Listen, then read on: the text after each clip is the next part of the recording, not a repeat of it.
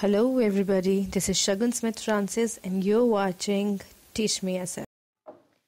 Today, we'll be beginning with the basics of research. We will be studying what is the definition and the meaning of research, then the basic objectives of research, कि हम ये research क्यों carry on करते हैं. Then we will talk about the benefits and the advantages of research and the drawbacks or the disadvantages of research. So let's begin our topic for today. In the definition, it states that business research is a systematic and scientific procedure. Here, systematic means that there is an organized way of doing things. एक series of steps हैं जो हमें follow करने हैं जब हम लोग अपना business research carry on कर रहे हैं, और वो series of steps हमें एक के बाद एक जैसे listed है वैसे ही follow करने हैं. Scientific procedure का मतलब होता है something that is universally applicable. Universally का मतलब होता है कि हम लोग अगर research यहाँ पे कर रहे हैं तो हम यही same steps जो हम लोगों ने यहाँ follow किए वो in any part of the world अगर हम same research को follow करते हैं तो हमें वही same steps follow करने पड़ेंगे. Now this procedure begins with data collection. Data collection हो सकता है in terms of primary sources or in secondary sources. After the data is collected, that is compiled. Compiled मतलब कि वो सारा raw data हम एक जगह पर एक specific तरीके से लिखेंगे और उसको एक proper information की तरह से compile करेंगे. Then is analysis and interpretation. जो हमने डेटा कंपाइल किया है उस डेटा के आगे हम टेबल्स बनाएंगे, चार्ट्स बनाएंगे, ग्राफ्स बनाएंगे, and then we will analyze these tables, charts and graphs. और उसमें से जो इंफॉर्मेशन निकल के आएगी, जो हम लोग रिजल्ट्स निकालेंगे, उसको एनालाइज करने के बाद उसको इंटरप्रेट किया जाएगा. We will find out the meaningful results from the analysis. और उन रिजल्ट्स को फिर हम इम्प्लाई करेंगे फॉर आर पर्टिकुलर प्रॉब्लम, कि हमारा जो पर्टिकुलर प्रॉब्लम है जिसके लिए हमने रिसर्च को बिगिन किया था उसका सोल्यूशन फाइंड आउट करना है हमें. उस सोल्यूशन को हम इम्प्लाई कर देंगे उस बिजनेस प्रॉब्लम के ऊपर. So business research method is a systematic and a scientific procedure of data collection, compilation, analysis, interpretation and implication pertaining to a business problem. Zygmunt in 2007 said that business research is defined as a systematic and objective process of gathering, recording, and analyzing data for aid in making business decisions. Business decisions किस पे work करते हैं? Business research पे. Business research is a very important part, क्योंकि हम लोग इस information को बहुत सारे चीजों में use कर सकते हैं. This information can be used to take wise decisions, to maximize our sales and profits, to determine the goals and the opportunities that we have in hand for the business. Business research एक ऐसा area है जो हर जगह पे काम आता है, हर जगह पे research की जा सकती है. This is open for anything and everything, be it qualitative data or quantitative data. Quantitative data का मतलब होता है जो नंबर्स के साथ डील करता है. For example number of customers, number of products. हम लोग जब भी नंबर के साथ डील करते हैं तब हम बात करते हैं क्वांटिटेटिव डेटा की. और अगर हम क्वालिटेटिव एस्पेक्ट्स में रिसर्च करते हैं then we deal with the attitudes and feelings. It could be of people, it could be of our consumers, our employees. जब हम उन लोग चीजों को स्टडी करते हैं, attitudes and feelings को, क्वालिटीज को बेसिकली, तो हम उसको बोलते हैं qualitative data. And when we study the quantitative aspects, numbers के एस्पेक्ट्स को जब हम स्टडी करते हैं तो हम उनको बोलते हैं quantitative data. Now we will move on to the objectives of research. We have understood that research is a very important segment of business, and एक रिसर्च को कैरी ऑन करने में बहुत ज़्यादा टाइम भी लग जाता है. It needs a lot of time, effort and money to carry on a good research. Now, when we are putting in all these things, तो एक research के कुछ objectives भी होंगे. So let's talk about the objectives of business research. The first one is discovery or explore new knowledge and new information. For example, let's talk about the medical sciences field. This is one particular area जहाँ पर constantly research चल रहा है. Research क्यों चाहिए? क्योंकि हम लोग न्यू डिस्कवरीज का फाइंड आउट कर रहे हैं. इसीलिए नहीं कर रहे हैं कि किसी को कोई प्रॉब्लम है, कोई इश्यूज है, उनको रिजॉल्व करना है, बट इसीलिए कर रहे हैं क्योंकि हम लोगों को अपनी फील्ड को इन्हांस करना है. जो इन्फॉर्मेशंस आज हमें अवेलेबल नहीं है वो हमें अवेलेबल करवानी है. And this is the sole reason कि आज after 20 years there have been so many things possible in the medical field जो 20 years पहले possible नहीं थी. So one basic objective of a business research could be to discover or explore new knowledge and the second point says theory building. जो हमने new explorations किए हैं जब हम उनको generalize कर सकते हैं then we can call it theory. Generalise करने का मतलब होता है कि जब हम लोग एक ही लॉ को हम सब जगह अप्लाई कर सकते हो. फॉर एग्जाम्पल, अगर हम लोगों ने आज ये फाइंड आउट किया है that if we increase the price of a commodity the demand of the commodity will go down. And if this is true here today and it is also true in some other part of the country then we could say कि ये एक generalised phenomena है. एक generalised चीज़ है जो हर जगह similar तरीके से एप्लीकेबल हो रही है. And when something is applicable everywhere a theory is build on that research. Okay, the third one says to test and verify the existing facts and theory. अब हम लोगों ने जब एक थ्योरी बना ली है तो उसको हम बार बार वेरीफाई करते हैं. क्यों करते हैं verify? Because we want to know कि हम लोग जो भी क्यों करते हैं हम टेस्ट और वेरीफाई? जस्ट टू सी कि हमारे जो फैक्ट्स और थ्योरी हैं वो कितने रेलेवेंट हैं और उनमें क्या इम्प्रूवमेंट्स हमें चाहिए. The fourth point says to analyse inter relationships between variables. In research you will study that हम लोग स्टडी करते हैं टू वेरिएबल्स का relationship with each other. The first is the independent variable and the second is the dependent variable. Now when we took the example of the law of demand, उसमें जो price changes हैं वो है independent variable और जो changes in demand हैं those are the dependent variable. Independent variable किसी के ऊपर depend नहीं करता है but जो भी behavior होता है independent variable का उसके ऊपर dependent variable का effect होता है. Now when we study, when we say कि अगर हमारे प्रोडक्ट का प्राइस इंक्रीज कर रहा है और उसकी वजह से हमारा जो डिमांड है वो डिक्रीज कर रहा है, so it shows an inverse relationship between the independent and the dependent variable. उन रिलेशनशिप्स को एनालाइज करने के लिए भी हम बिजनेस रिसर्च करते हैं. The fifth point says to explore describe a particular situation. जब भी कोई इवेंट होता है तो उस सिचुएशंस को, उन इवेंट्स को एक्सप्लोर किया जाता है so that we can find out the truth behind the situations कि उन सिनेरियोज में, उन सिचुएशंस में एग्जैक्टली हुआ क्या है. To describe a particular situation also we use business research. Then to diagnose a phenomena और एन इवेंट. डायग्नोस करने का मतलब होता है कि पहले आप एक प्रॉब्लम को फाइंड आउट करते हो, उसके बाद आप उसका सोल्यूशन निकालते हो.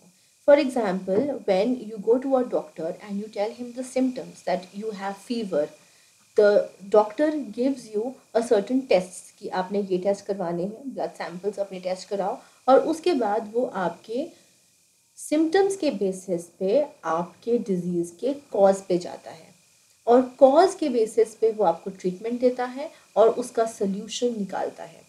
Similarly when we doing a research तो हम लोगों के लिए ये बहुत ज़रूरी है कि सिम्टम्स के बेसिस पे हम कॉज तक जाएं कि हमारा जो भी प्रॉब्लम हो रहा है उसका रियल कॉज क्या है. For example, if we take that the sales of our product are going down, the sales going down is the symptom of something wrong happening in the organisation. और हम लोग उस प्रॉब्लम का diagnose करते हैं. We try to find out what is the reason for the decreased sales for our product. और वो ही possible होता है रिसर्च के बेसिस पे. अगर हम रिसर्च नहीं करेंगे तो हम एग्जैक्ट कॉज के ऊपर नहीं पहुंच पाएंगे, एग्जैक्ट कॉज के ऊपर नहीं पहुंच पाएंगे तो हम उसका सही का सल्यूशन नहीं निकाल पाएंगे. Okay. The seventh point says to find a solution to an existing problem. Of course, जब हमने diagnose कर लिया है कि हमारा problem क्या है, when we are working on the problem, then we will be able to find out the right solution to the existing problem. The eighth point says to facilitate decision making. Right, when we say that we have diagnosed the problem and we have a particular solution to the problem, we will be able to take a good decision in that area. कि अगर हम ये decide करते हैं तो हमारे लिए इससे क्या बेनिफिट होगा, ये हमें ऑलरेडी पता होता है क्योंकि हम लोग उस चीज़ में रिसर्च कर चुके होते हैं. The next point says to explore opportunities in business. Very rightly said. See, जब हम लोग रिसर्च करते हैं तो रिसर्च हम आज के लिए करते हैं और फ्यूचर के लिए करते हैं. फ्यूचर में उसके क्या इम्प्लीकेशंस हो सकते हैं. फॉर एग्जांपल, अगर हमने मार्केट रिसर्च आज किया है और हमें ये पता चलता है कि हमारा जो प्रोडक्ट है वो लोगों को पसंद नहीं आ रहा, जो फीडबैक हमें आ रहा है उससे हमें ये पता चलता है कि जो हमारे कंपेटिटर्स हैं they are now making better products than us, और हमारा जो प्रोडक्ट है वो पिछले 10 साल से उसका क्वालिटी वही है, कोई इम्प्रूवमेंट्स नहीं आए हैं. So people are now thinking to switching on to the other products and maybe some have already switched on. Now to control this situation हम लोग अपने प्रोडक्ट पे R&D स्टार्ट कर सकते हैं. उसको इम्प्रोवाइज कैसे करना है, मे बी उसके फ्लेवर्स चेंज कर दो या उसमें फ्रेग्रेंसेस इंट्रोड्यूस कर दो, उसका क्वालिटी किसी और तरीके से इम्प्रूव कर दो ताकि people come back to your product and thus you can find out new opportunities for your future. Okay. एक और तरीका इसको कह सकते हैं हम लोग एक्सप्लोरिंग न्यू अपॉर्चुनिटीज को. For example, Johnson & Johnson baby, you know Johnson & Johnson produces baby products और लेटली उन्होंने अपने इसी वेंचर में एक न्यू प्रोडक्ट लाइन शुरू करी है मदर केयर की. So they have explored new opportunities in their products, in their business, क्योंकि उन्होंने मार्केट सर्वे किया और उनको ये पता चला कि जितने भी मदर्स हैं वो अपने बेबीज़ के लिए जॉनसन एंड जॉनसन को बेस्ट बेबी प्रोडक्ट मानते हैं because it is very soft and mild on the skin. And if they put, so now they have put that thing for the mothers as well. अगर mothers भी same चीज़ use करेंगे, mild and good quality products, it will be good for them as well. So this is called as exploring new opportunities in business. Now let's talk about the basic benefits or advantages of business research. We have already talked about कि इसके क्या क्या objectives हो सकते हैं, और objectives के बाद जब हम लोग एक लंबी research अपनी पूरी करते हैं तो obviously उसके कुछ benefits होने चाहिए, तभी हम इतना लंबा process carry on करते हैं. So let's talk about the benefits and advantages of research. The first one says it helps to identify opportunities and threats. Like we've already explained कि जब हम लोग अपने रिसर्च एरियाज़ को एक्सप्लोर करते हैं, जब हम लोग मार्केट सर्वेस करते हैं, फीडबैक लेके आते हैं, तो हमें न्यू अपॉर्चुनिटीज़ और थ्रेट्स के बारे में पता चलता है. It helps to identify problems and using this information wise decisions can be made to tackle the issue appropriately. जब हमें अपने प्रॉब्लम्स का पता चलता है और हम लोग रिसर्च करते हैं उस एरिया में, उसका सल्यूशन फाइंड आउट करते हैं, तो हम लोग वाइजली अपने डिसीजंस को कैरी आउट कर सकते हैं. It also helps to understand the customers better, क्योंकि हम लोग कॉन्स्टेंटली मार्केट सर्वेस कर रहे हैं, कॉन्स्टेंटली हम लोग फीडबैक ले रहे हैं, तो हमें ये पता है कि जो हमारे कस्टमर्स हैं क्या वो हमारे प्रोडक्ट से, हमारी क्वालिटी ऑफ सर्विस से सेटिस्फाइड है, आफ्टर सेल सर्विस से सेटिस्फाइड है या नहीं है, and what is something that they actually require now, जो हम लोग उनको प्रोवाइड नहीं कर पा रहे हैं. सो research also forms a basic tool, a very helpful tool to communicate better with the customers and stakeholders. The next point says risk and uncertainties can be minimized by deducting business research in advance. Yes, जब हम लोग अपनी research carry on कर रहे हैं आज के लिए और उसके फ्यूचर इम्प्लीकेशंस निकाल रहे हैं, तो हमें ये भी पता है कि फ्यूचर में हमारे बिजनेस के ऊपर क्या रिस्क हैं और क्या अनसर्टेनिटीज़ हैं. और अगर हमें ये पता है कि हमारा क्वालिटी ऑफ प्रोडक्ट जो डिटेरियोरेट हो रहा है day by day in terms of the products that are given by the customers, और लोग स्विच कर रहे हैं हमारे कस्टमर्स को, तो हम लोग अपने प्रोडक्ट की R&D करना शुरू कर रहे हैं. In this way, we are working on to make a better product for tomorrow and thus minimizing our risk.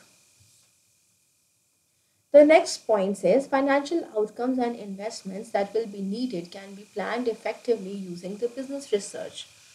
अगर हमें ये पता है कि आज हमारे पास जो मनी है वो हमें कल ज़रूरत पड़ सकती है, then we will not invest it in risky securities.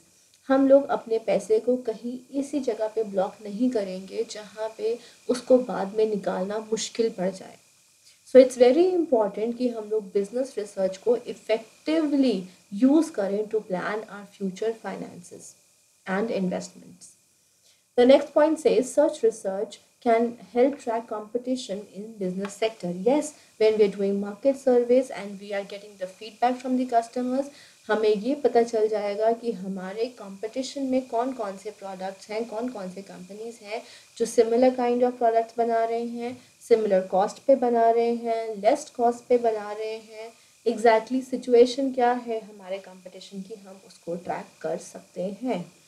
The next point says business research can enable a company to make wise decisions as to where to spend and how much to spend.